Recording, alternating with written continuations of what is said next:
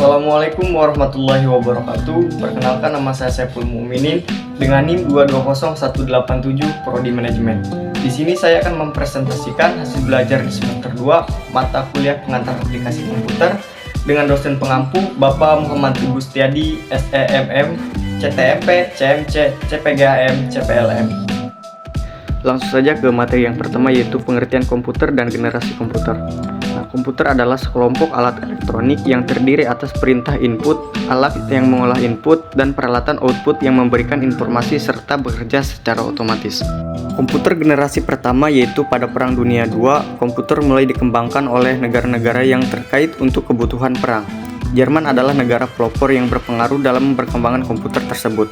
Melalui salah satu insinyurnya yang bernama Konrad Zuse, pada tahun 1941, Jerman berhasil menciptakan sebuah komputer bernama Z3 yang berfungsi untuk merancang pesawat terbang dan peluru kendali. Komputer generasi kedua yaitu pada tahun 1960-an, dikembangkan dengan transistor yang memiliki daya listrik dan ukuran lebih kecil. Bahasa mesin pada komputer juga menggunakan bahasa assembly. Komputer transistor ini mulai dipakai pada lembaga-lembaga pemerintahan dan universitas untuk tujuan ilmiah. Kemampuan dari komputer ini juga dinilai lebih cepat dan dapat melakukan pembangunan informasi secara real time. Selanjutnya, komputer generasi ketiga. Komputer generasi ketiga yang menggunakan transistor memang telah membuat ukurannya menjadi lebih kecil dan memiliki daya yang lebih hemat. Sayangnya, komputer ini menghasilkan panas yang besar saat dipakai yang berisiko merusak bagian komputer yang lain. Hingga akhirnya pada tahun 1958 ada ilmuwan dari Amerika Serikat yang bernama Jack Kibble yang berhasil menemukan solusi dari masalah transistor tersebut, yaitu dengan memanfaatkan sirkuit integrasi yang dikombinasikan dengan 3 komponen elektronik dalam piringan silikon kecil yang terbuat dari pasir kuarsa. Selanjutnya, komputer pada generasi keempat, banyak perusahaan-perusahaan yang berhasil bermanufaktur dengan menggunakan chip tunggal yang menumpang ribuan komponen komputer dengan menggunakan teknologi LSI. Selanjutnya, chip ini bertransformasi menjadi VLSI atau Very LSI, yaitu chip yang berisi ratusan ribu IC yang pada akhirnya tercipta komputer mikro. Selanjutnya, yang terakhir, komputer pada generasi kelima yaitu sudah mulai menggunakan standar FISI. Perusahaan yang dianggap ahlinya dalam pengembangan komputer ini adalah Intel dan Microsoft. Bahkan Microsoft resmi menjadi standar internasional untuk software dan hardware komputer. Generasi kelima ini juga sering disebut sebagai generasi Pentium karena penggunaannya sebagai salah satu mikroprosesor yang dianggap paling canggih. Selanjutnya yaitu materi yang kedua, proses suatu data diolah pada komputer. Untuk proses pengolahan pada komputer, langkah antar tahap satu ke tahap berikutnya adalah perangkat keras atau hardware. Dikendalikan oleh pemakai atau brainware menggunakan operasi tertentu beberapa perangkat lunak atau software komputer. Terhadap yang terjadi adalah yang telah didapatkan dan dikumpulkan selanjutnya dimasukkan oleh pemakai atau pengguna pada perangkat input.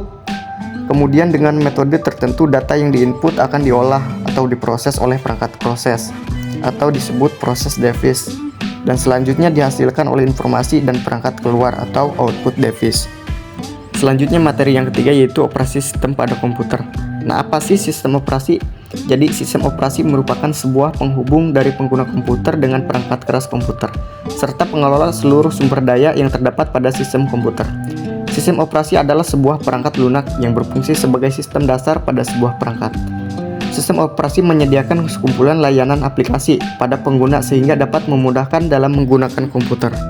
Dan yang kedua, apa sih tujuan dari sistem operasi? Jadi, mempelajari sistem operasi bertujuan agar nantinya mengenal dan mampu merancang sendiri serta dapat memodifikasi sistem operasi yang telah ada sesuai dengan kebutuhan kita. Juga agar dapat bisa memilih alternatif sistem operasi, memaksimalkan penggunaan sistem operasi sehingga konsep dan teknik sistem operasi dapat diterapkan pada aplikasi-aplikasi lain. Selanjutnya ada sasaran sistem operasi. Di dalam sasaran sistem operasi mempunyai 3 sasaran, yaitu yang pertama ada kenyamanan. Jadi kenyamanan yaitu membuat penggunaan komputer menjadi lebih nyaman. Yang kedua ada efisien, yaitu agar penggunaan sumber daya dalam sistem komputer dapat digunakan secara efisien. Dan yang terakhir yaitu yang ketiga, mampu berevolusi. Jadi mampu berevolusi yaitu dalam pembangunan sistem operasi dimungkinkan untuk lebih mudah dalam pengembangan, pengujian, serta penggunaan sistem-sistem yang baru. Selanjutnya materi yang keempat yaitu manfaat komputer. Nah, yang pertama ada menjadi sarana komunikasi. Manfaat komputer sebagai sebuah alat untuk komunikasi setelah sangat jauh berkembang dalam beberapa tahun berakhir ini. Hal ini disebabkan komputer telah menggantikan fungsi dari telepon rumah yang merupakan alat komunikasi kebanyakan orang. Nah, yang kedua ada sebagai penunjang pendidikan. Keberadaan komputer di sekolah juga telah dapat dirasakan manfaatnya, baik dari guru hingga peserta didik. Guru dapat memanfaatkan komputer sebagai media pembelajaran. Dan yang ketiga ada sebagai penunjang bisnis. Nah, komputer dapat melakukan pencatatan, pengisian, hingga penghapus data dengan cepat. Selain itu, digitalisasi membuat setiap pelaku bisnis yang ingin meningkatkan penjual harus melakukan optimalisasi dari dunia nyata ke dunia internet. Nah, yang keempat ada penyimpanan data dalam jumlah besar. Nah, manfaat komputer lainnya adalah kemampuan penyimpanan data yang sangat besar. Terlebih lagi, teknologi yang saat ini banyak orang perusahaan gunakan yaitu cloud storage yang mudah digunakan serta memiliki banyak kelebihan. Nah, yang kelima ada dapat menjadi sarana informasi. Anda dapat melakukan apa saja dengan komputer yang terhubung ke internet, termasuk mempelajari pengetahuan dan wawasan baru. Yang keenam yaitu sebagai media komunikasi. Bahkan sebelum ponsel menyebar, komputer sebenarnya sudah digunakan sebagai sarana penunjang komunikasi jarak jauh, yaitu sebagai sarana pengirim pesan elektronik atau biasa kita sebut email. Yang ketujuh yaitu sebagai media hiburan. Nah, komputer juga tidak hanya digunakan untuk belajar dan bekerja saja, melainkan ada banyak jenis hiburan yang dapat diakses dari komputer. Yang terakhir yaitu yang kedelapan ada mempermudah pekerjaan.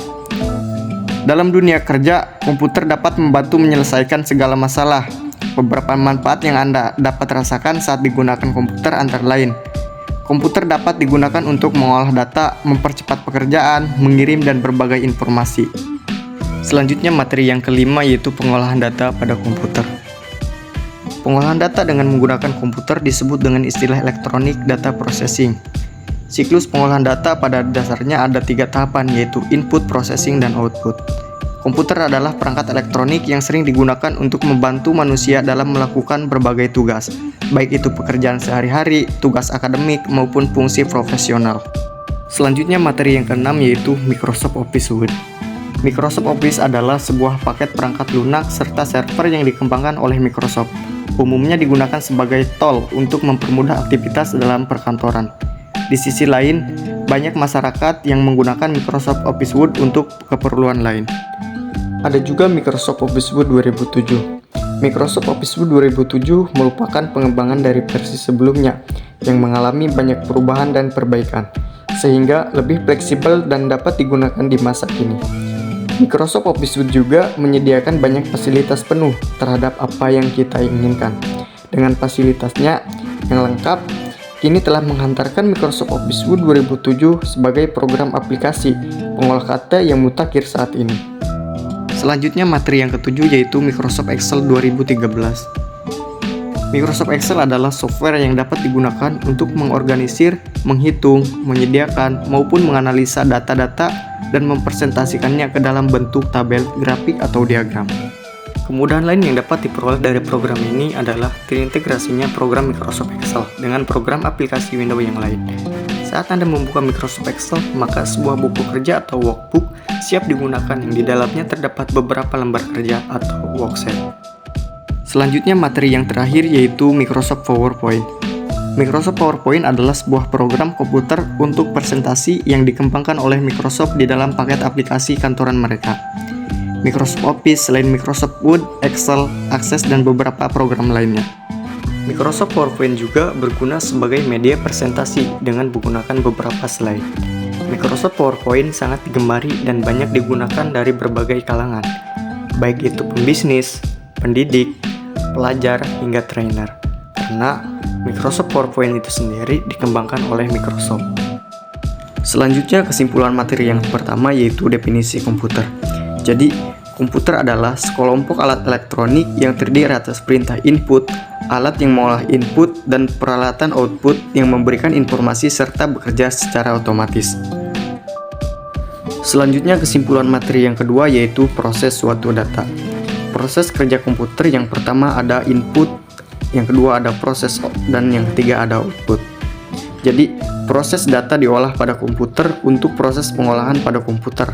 Langkah antar tahap satu ke tahap berikutnya pada perangkat keras. Kesimpulan materi yang ketiga yaitu operating system.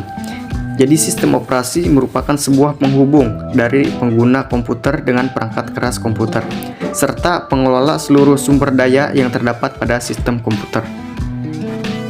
Selanjutnya materi yang keempat yaitu manfaat komputer. Manfaat komputer itu sangat banyak, salah satunya ada memudahkan komunikasi, menjadi sarana hiburan, menunjang pekerjaan dan bisnis, mengefisiensi proses belajar, menjadi alat pengontrol, menyimpan data digital, dan lain-lain. Selanjutnya materi yang kelima yaitu pengolahan data pada komputer. Jadi, pengolahan data adalah proses yang mengubah data mentah menjadi informasi yang berguna dan mudah diterima.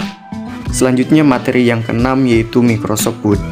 Jadi, Microsoft Word adalah program pengolah kata yang memiliki tujuan untuk membuat dokumen, teks yang dapat disimpan secara elektronik, dicetak di kertas, atau disimpan dalam format PDF.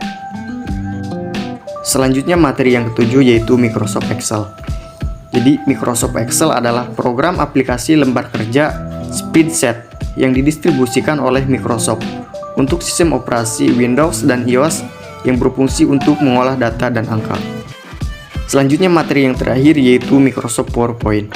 Microsoft PowerPoint adalah sebuah program komputer untuk presentasi yang dikembangkan oleh Microsoft. Di dalam paket aplikasi kantoran mereka, Microsoft Office selain Microsoft Word, Excel, Access, dan beberapa program lainnya. Baik, terima kasih. Mungkin hanya itu yang dapat saya sampaikan. Kurang lebihnya mohon maaf. Assalamualaikum warahmatullahi wabarakatuh.